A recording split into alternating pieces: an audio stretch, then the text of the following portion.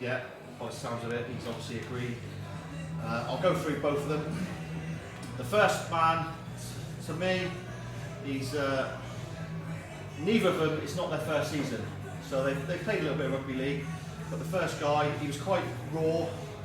He had ability there, but the rules are still sort of at arm's reach, and his background comes from football. So to me, he was a bit of a footballer. He had the size and the speed, but he struggled to sort of grasp a lot of the rugby concepts.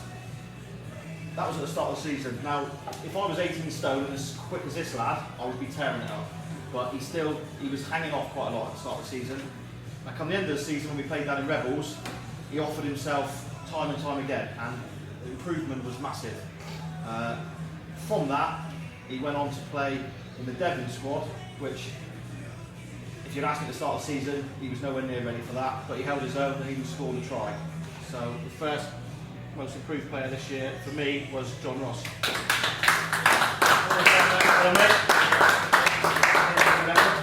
The second lad, again, not his first season. In fact, he's played many seasons. He tries hard. This man's a true clubman. He's there week after week. He's always there. He loves the team. He loves the sport. He's always badgering me for more game time. Always pestering me. He wants more time on the pitch. Now, when you've got X amount of forwards, it's hard. You've got to share the time. And to be honest, at the start of the season, his fitness wasn't there, and he wasn't putting focus in. Again, come the end of the season, whether it was just fitness or he's learned a few things, the difference was massive. This lad again got selected for the Devon squad, and again held his own. Mickey Rowlands, yeah, good effort, mate. Big improvement for me. I've got his first try as well for Sharks, and I'm sure Mickey. I haven't actually mentioned it. I'm sure, yeah. Mickey. Yeah. Cheers.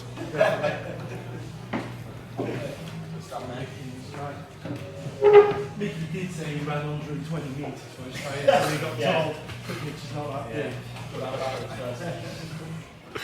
Okay, we've got next is going to be Hitman of the Year.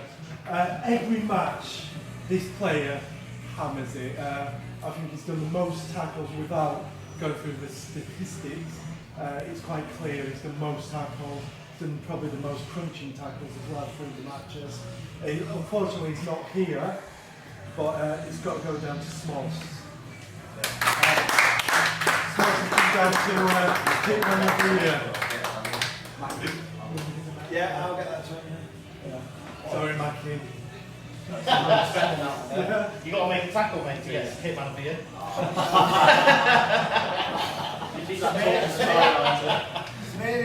We can work on it at the start of next season, don't we, mate? You practice tackling on me. But Snedden's going to be disappointed with that because he thinks he's fucking English again. It goes off every 10 minutes. Yeah, that's it. He does some good tackles, yeah, then he goes off. 30 seconds of CVs on him. As you're aware, we've all been voting for Players Player of the Year. To be honest, I can't even bullshit it. It came down to one player, and one player won it hands down. Ollie, get here. Yeah.